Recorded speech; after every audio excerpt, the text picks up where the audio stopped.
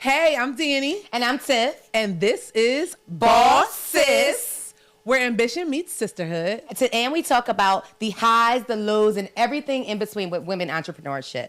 Today, our topic is grow crazy. Don't go crazy. So let's talk about what that means. Today, our focus is going to be scaling. And how do we know when it's time to scale your business? You have any insight on that, Danny? Listen, sometimes it's just okay to not take on more than what you can handle, right? That's how that's when I think of it, that's what comes to mind. So for example, people ask us all the time, are you going to open up another center? Right. No, because for me, it is so much of a liability when it comes to childcare. Right. And we are very, very, very detailed. We care about our business, and there's a lot that goes on behind the scenes that a lot of people don't know about. And I don't feel like stepping away and going into another childcare center at this point. Right. Is good for us. Now, eventually down the line, maybe. Right. But right now, it's just, I feel like for us, it's good to just focus on what we have right now and not go crazy. Mm-hmm. And not grow crazy, because it is a part of growing. Right. But right now, just, focus on what we have. Yeah, I think that's a really good point. I think that a lot of times people go into business and they see what other people are doing and how far and fast they're excelling.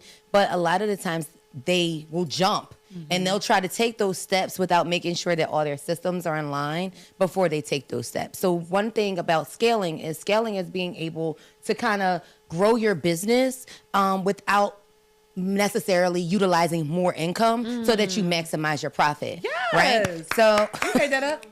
Well, I've done it a couple times. I love that. I've done some scaling. I got some experience in it. But that's what scaling is. And I think it's important before people actually sit down and say, I want to grow my business. You need to make sure all your systems are kind of in place and they're there and they're solid so that you can take those systems and just wash, rinse, and repeat in the next location. So for you, with our business, the one we had together, you're right. We're not necessarily in that phase of growing because we're still getting those systems together. Yes. So, yeah.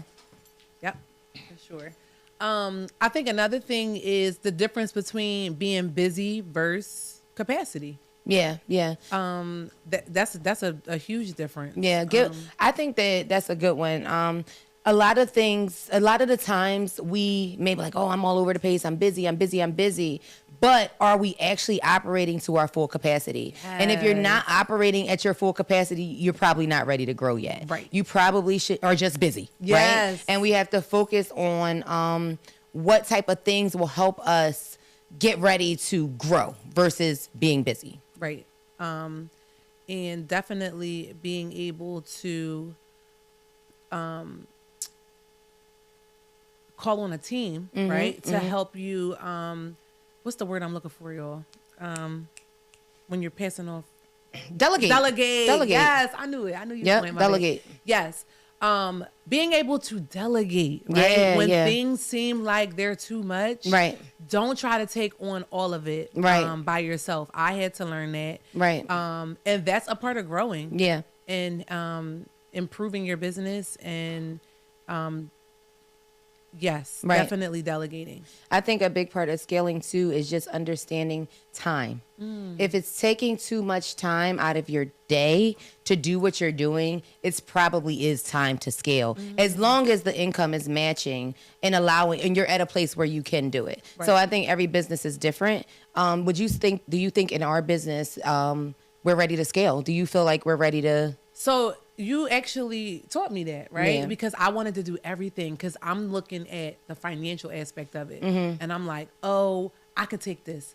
I can do payroll. I can do HR. I can do ordering.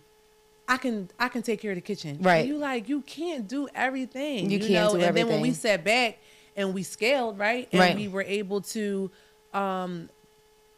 itemize those funds. Right. We was like, oh, it doesn't hurt. Like, yeah, it made things so much easier. Right. And it made the business grow. Right. So we're bringing in more income.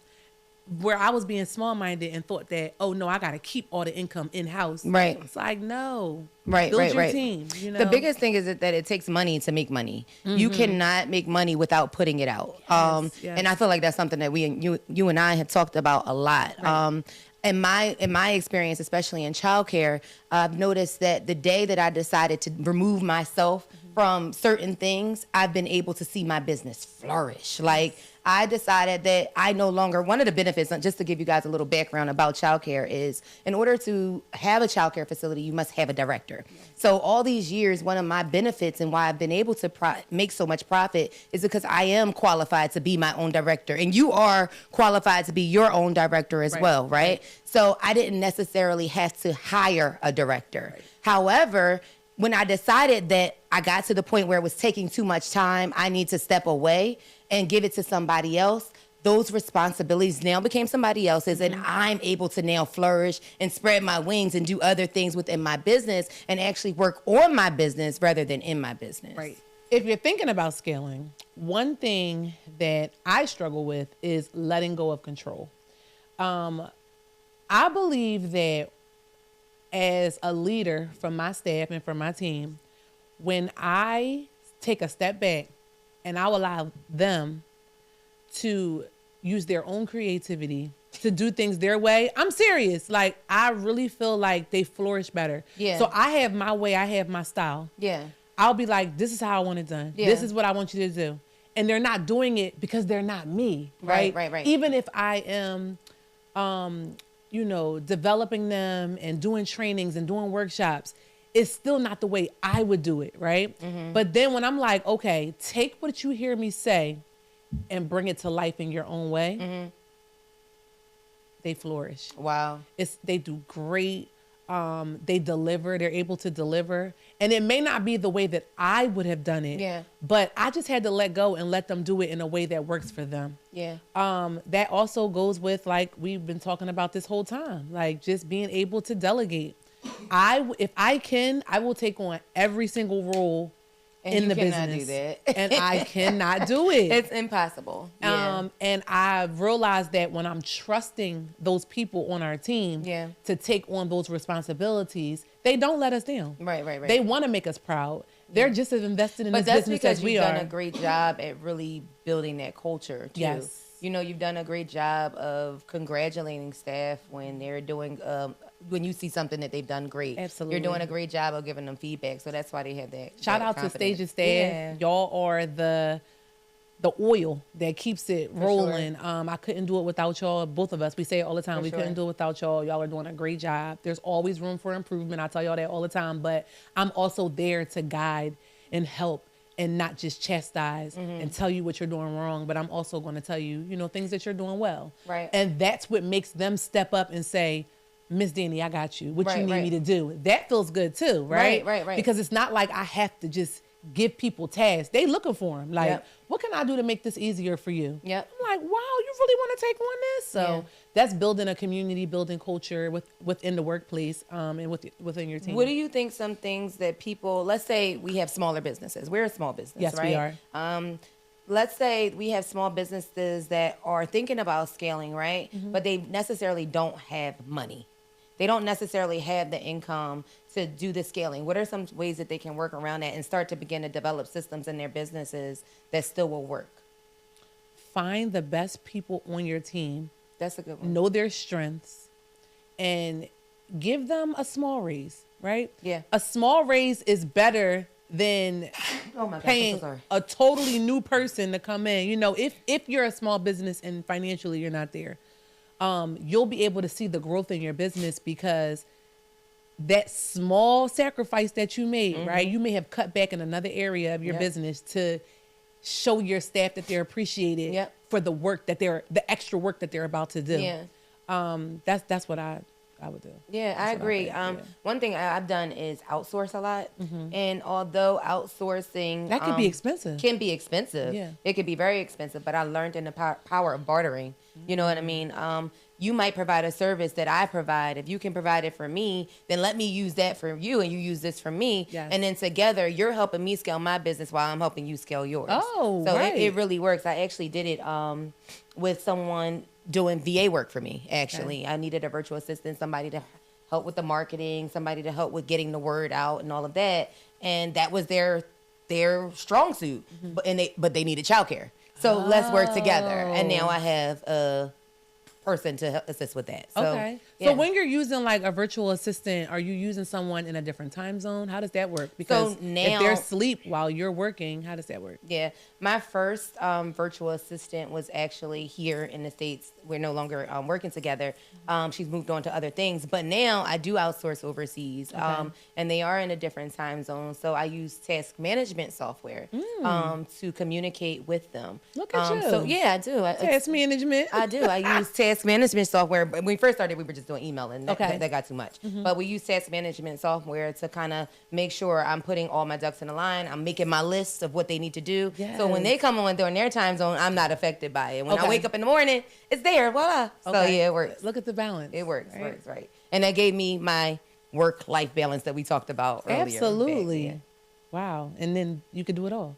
I can do it all. Like you're getting everything done. I have legs. I have legs.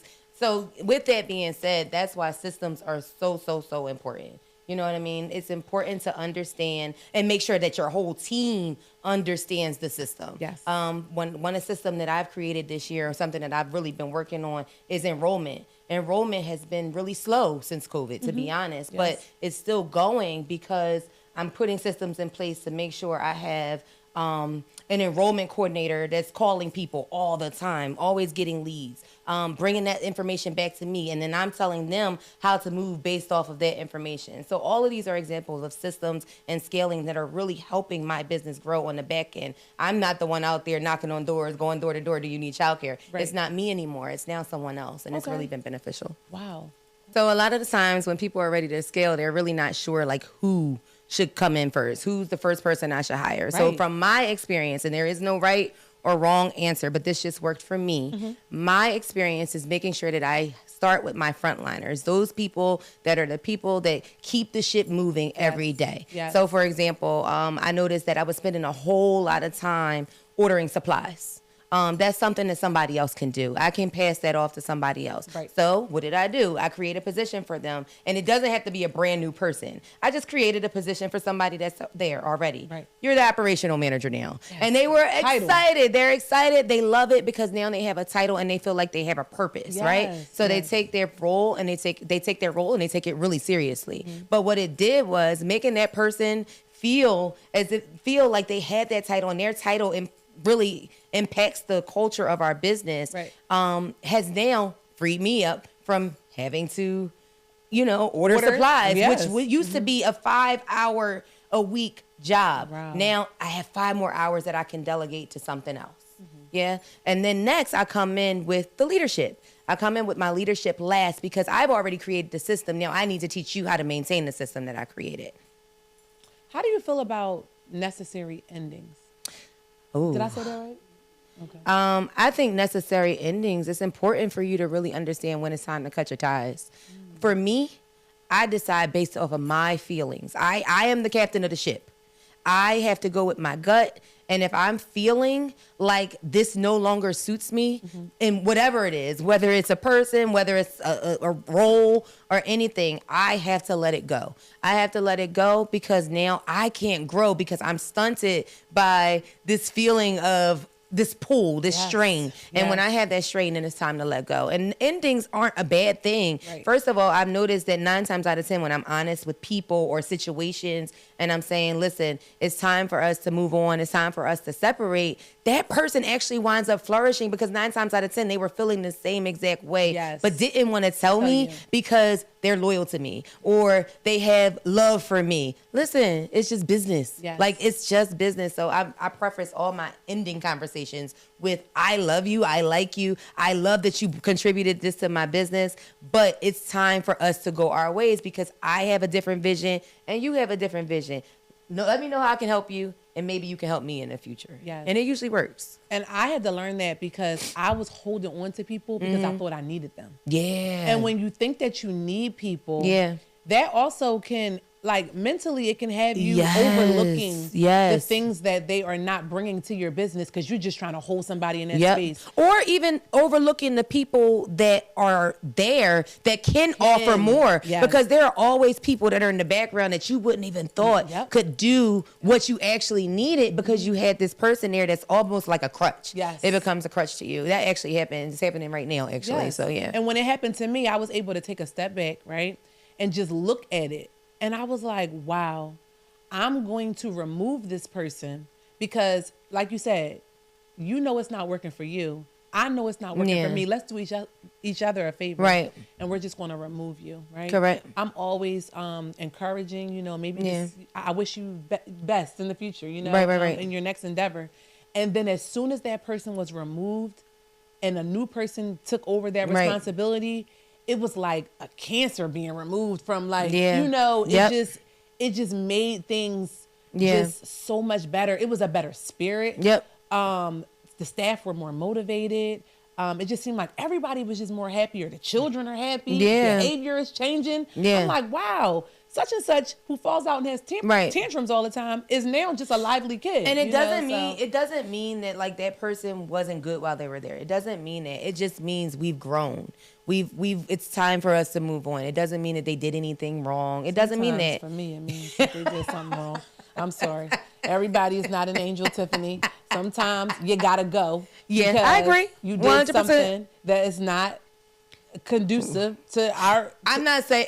I'm sorry. I'm not saying that they didn't do something that wasn't conducive, but I'm saying that it's not a negative thing for you to go ahead and go your separate way. That's it. Oh yeah, absolutely It's not. And I thought that it was. I'm like, oh my gosh, I need this person. Right. And the reality is there's always someone else. There's always somebody else. Yes. And I know on Instagram and like social media, you know, people, I watch a lot. And the thing is, don't overwork for your employer because they'll get rid of you and somebody else will be there. That's the mindset that people have right now. But in reality, it goes both ways. That saying goes both ways. Yes. Like, you know what I mean? Just like you're saying that you have to be there for me, I can let go of you too. And yes. And I'll be just as good. So absolutely. Well, that's a wrap, y'all. Remember to grow crazy, don't go crazy. And we're just going to recap and rewind some of the points that we went over. First of all, before you scale, make sure you're financially ready. Make sure you're utilizing all your resources when you decide to scale, not just outsourcing to people who you aren't aware. Sometimes you have people that are right in your face that can help you with your scaling goals. Yes. And don't forget that scaling is supposed to increase profit without necessarily acquiring any additional resources. Expenses. I'm sorry. Increase. Also, the most important thing to remember is that scaling is a mindset. It is not just a business move. Yes. Scaling is a mindset, not just a business move. And with that being said, it's a wrap. And don't forget to stay boss, sis.